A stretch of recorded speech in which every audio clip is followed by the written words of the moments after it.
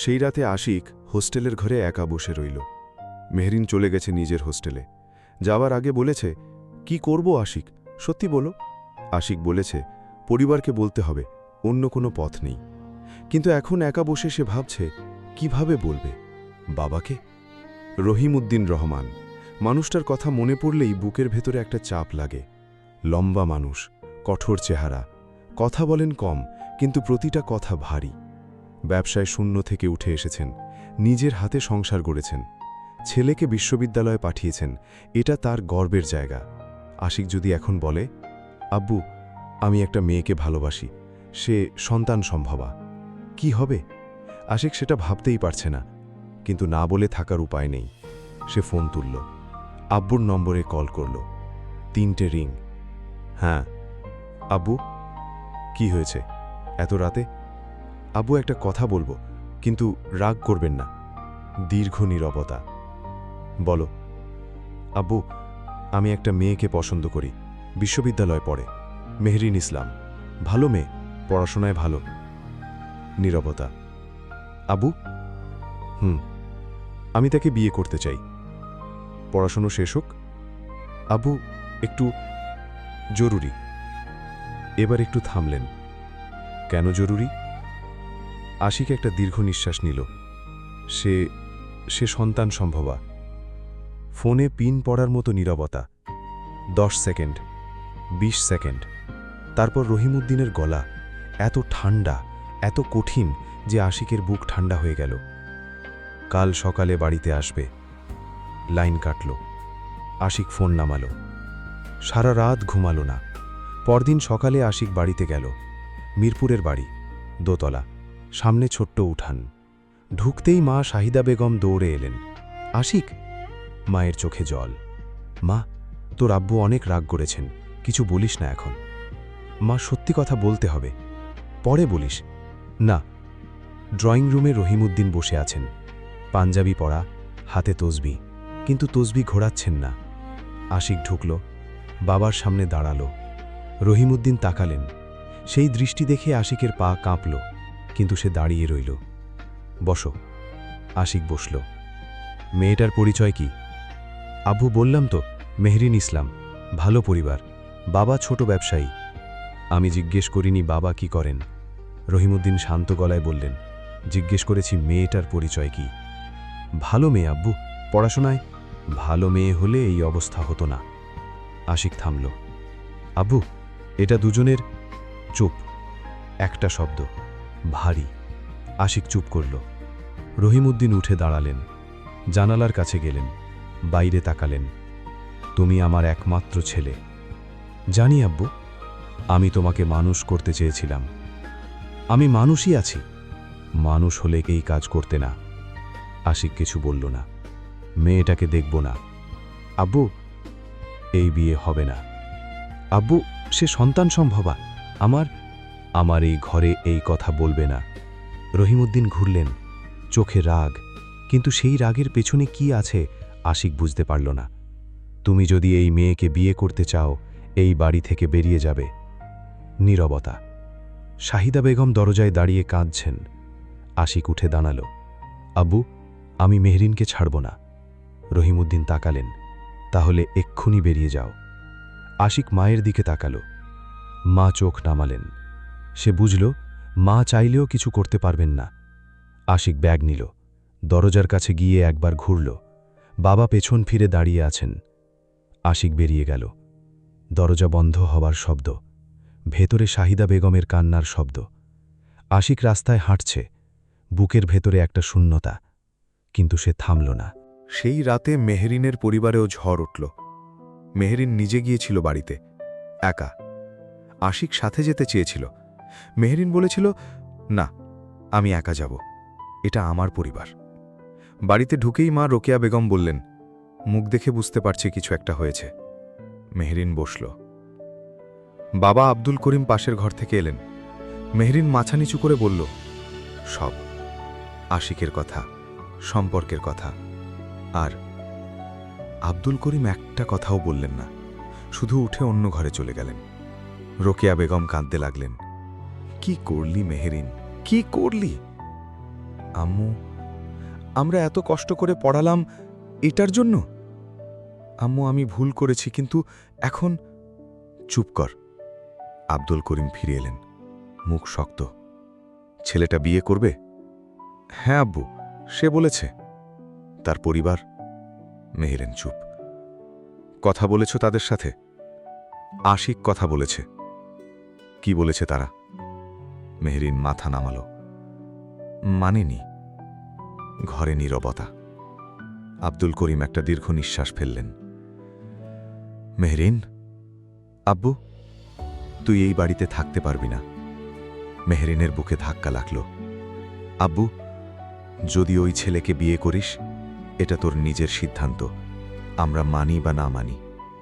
মানে আপনারা? আমরা দূরে থাকব। রোকেয়া বেগম কাঁদছেন। আম্মু। মেহেরিন মায়ের হাত ধরল। রোকেয়া বেগম হাত সরিয়ে নিলেন। মেহেরিন একা বসে রইল। সেই রাতে সে বুঝল, পরিবার মানে রক্তের সম্পর্ক, কিন্তু রক্তের সম্পর্কও ভাঙে। পরদিন আশিক আর মেহেরিন ক্যাম্পাসে দেখা করল। দুজনের মুখই ফ্যাকাশে। দুজনেই জানে কি হয়েছে, কোনো কথা ছাড়াই। আশিক বলল, আব্বু বের করে দিয়েছেন। মেহেরিন বলল, আব্বু বললেন দূরে থাকবেন। নীরবতা। তারপর আশিক বলল, মেহেরিন, আমরা বিয়ে করব। কোথায় থাকব? একটা বাসা নেব। টাকা?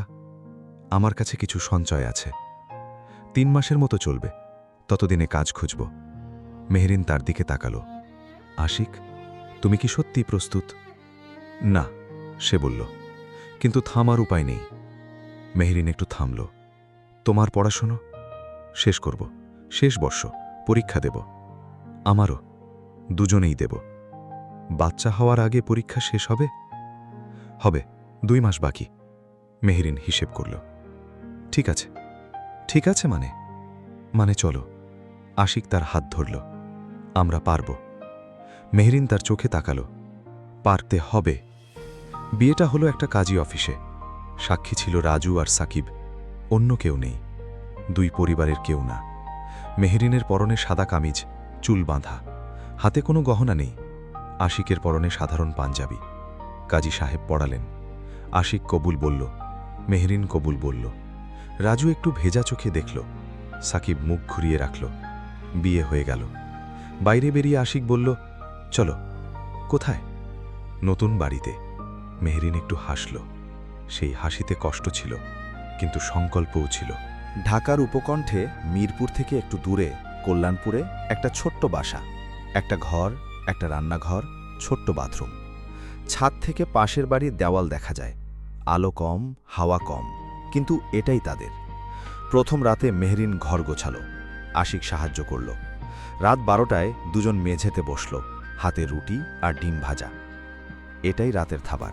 আশিক বলল, জানি কাল ভালো কিছু রান্না করব। আমি করব। তুমি করতে পারো? মেহেরিন তার দিকে তাকালো। আপনি পারেন? না। তাহলে আমিই করব। আশিক হাসল। মেহেরিন একটু হাসল, তারপর বলল, আশিক, ভয় করছে। আমারও। কিন্তু আমরা ঠিক থাকব? আশিক তার হাত ধরল। হ্যাঁ। মেহেরিন মাথা রাখল তার কাঁধে। ছোট্ট ঘরে 2টো মানুষ, বাইরে ঢাকার রাত। এটাই শুরু। পরীক্ষা দিল দুজন। কঠিন ছিল। মেহেরিনের শরীর ভালো না, সকালে বমি ভাব, ক্লান্তি, কিন্তু সে পরীক্ষা দিল। আশিক সকালে তাকে রিকশায় করে নিয়ে গেল। পরীক্ষার বাইরে অপেক্ষা করল। শেষ হলে নিয়ে এলো। প্রতিদিন। একদিন মেহেরিন বলল, তুমি বাইরে কেন অপেক্ষা করো? যদি কিছু দরকার হয়। যদি কিছু দরকার হয়? এত গরমে? গরম লাগছে না। মেহেরিন তার দিকে তাকালো। আশিক, তুমি বদলে যাচ্ছ। কিভাবে? আগে এত দায়িত্ব নিতে না? একটু হাসল আশিক। নিতাম না, কিন্তু এখন নিতে হবে। কেন? কারণ তুমি আছো আর আসছে। মেহেরিন তার পেটে হাত রাখল। 3 মাস। ভেতরে একটা প্রাণ। ভালো মানুষ হবে আশা করি, মেহেরিন বলল। বাবার মতো না হলেই হয়, আশিক বলল। কোন বাবার মতো? আমার। মেহেরিন চুপ করে রইল। সরি। কেন? তোমার বাবা। আমার বাবার জন্য দুঃখ নেই। আশিক বলল, কিন্তু গলায় একটু কিছু ছিল। দুঃখ হলো মা দেখতে পাবেন না। পরীক্ষা শেষ হলো। রেজাল্টের আগেই আশিক একটা পার্ট টাইম কাজ জোগাড় করল, একটা ছোট্ট প্রিন্টিং প্রেসে, সকাল থেকে দুপুর। বেতন কম, কিন্তু আপাতত চলবে। মেহরিন অনলাইনে টিউশনি শুরু করল। দুজনে মিলে মাসে যা হয় তাতে বাসা ভাড়া, খাবার, ডাক্তারের ফি সব কোনো রকমে চলে। একদিন মেহরিন হিসেব করছিল, আশিক, এই মাসে একটু বেশি খরচ হয়েছে। কোথায়? ডাক্তারের ফি। কত? 2000। আশিক হিসেব করল। আরও বাড়বে জানি। প্রেসে বেশি কাজ নেব। তোমার পড়াশোনা? পরে। আশিক, মেহরিন, একটা সময় সব করা যায় না, আপাতত পরিবার। মেহরিন কিছু বলল না। রাতে শুয়ে সে ভাবল, এই ছেলেটা কি সত্যি বদলে গেছে? যে আশিক সবকিছু ভুলে যেত, দেরি করত, দায়িত্ব নিত না, সে এখন প্রতি সকালে উঠে কাজে যায়, হিসেব করে, চিন্তা করে। কিভাবে? মানুষ কি এতটা বদলায়, নাকি ভালোবাসা বদলায়? 6 মাসের মাথায় বাচ্চার জন্ম হওয়ার কথা, কিন্তু তার আগে একটা ছোট্ট ঘটনা হলো। একদিন রাতে আশিকের ফোনে মায়ের নম্বর এলো। সে ধরল। আম্মু? আশিক। মায়ের গলা কাঁপছে। কেমন আছিস? ভালো আম্মু। বউ? ভালো আছে। নীরবতা। আব্বু জানেন না আমি ফোন করেছি? জানি। তোরা কোথায় আছিস? কল্যাণপুরে। ঠিকানা দিবি? কেন আম্মু? দেখতে যাব। আশিকের বুকে কিছু একটা হলো। আব্বু জানলে? তুই বলিসনি, আমিও বলবো না। পরদিন শাহিদা বেগম এলেন, একা। ছোট্ট ঘরে ঢুকে চারদিকে তাকালেন, কিছু বললেন না। মেহরিনকে দেখলেন। মেহরিন উঠতে যাচ্ছিল। বসো মা, শাহিদা বেগম বললেন। মেহরিন বসল। শাহিদা বেগম তার পাশে বসলেন, হাত ধরলেন। কিছু বললেন না, শুধু একটু কাঁদলেন। মেহরিনের চোখেও জল এলো। আশিক দরজায় দাঁড়িয়ে দেখল।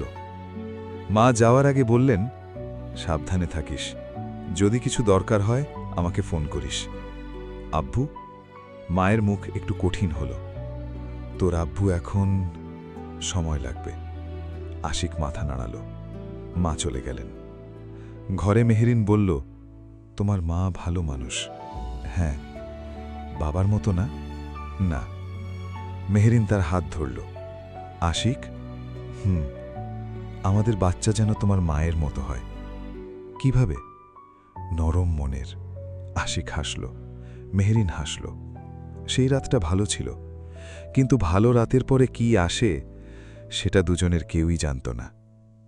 সন্তানের জন্মের আগের রাতে মেহরিন ব্যথায় কাতরাচ্ছে। আশিক রিকশা দেখে হাসপাতালে নিয়ে গেল। রাত 2টো। হাসপাতালের করিডোরে আশিক বসে আছে, একা। দুই পরিবারের কেউ নেই। রাজু এসেছে, সাকিব এসেছে, কিন্তু পরিবার নেই। আশিক মায়ের নম্বরে মেসেজ করল, মেহরিন হাসপাতালে। মায়ের রিপ্লাই এলো, আল্লাহ ভরসা, আর কিছু না। আব্দুল করিমের নম্বরে কল করল, কেউ ধরল না। রাত 3টে, নার্স এলো। আপনি বাবা? হ্যাঁ, ছেলে হয়েছে। মা আর শিশু দুজনেই ভালো। আশিক উঠল, ভেতরে গেল। মেহরিন শুয়ে আছে, ক্লান্ত মুখ, কিন্তু হাসছে। হাতে একটা ছোট্ট শিশু। আশিক কাছে গেল, শিশুটার মুখের দিকে তাকালো। এত ছোট্ট, এত নরম। আশিক আঙুল দিয়ে স্পর্শ করল। শিশুটা আঙুল ধরল। রাজু পেছন থেকে বলল, কি নাম রাখবি? আশিক মেহরিনের দিকে তাকালো। মেহরিন বলল, আরিশ। আরিশ? হ্যাঁ, আকাশের মতো উঁচু হোক। আশিক শিশুটার দিকে তাকালো। আরিশ, তার ছেলে। সেই মুহূর্তে আশিকের বুকের ভেতরে কি হলো সে ভাষায় বলতে পারবে না। শুধু বুঝল, এখন থেকে পৃথিবীটা অন্য রকম। এই ছোট্ট মানুষটার জন্য সে যা করতে বলবে সব করবে। কিন্তু সেই মুহূর্তে সে জানত না, কয়েক মাসের মধ্যে এই পরিপূর্ণতা ভেঙে টুকরো টুকরো হয়ে যাবে, এবং সবচেয়ে কঠিন পরীক্ষাটা এখনও আসেনি।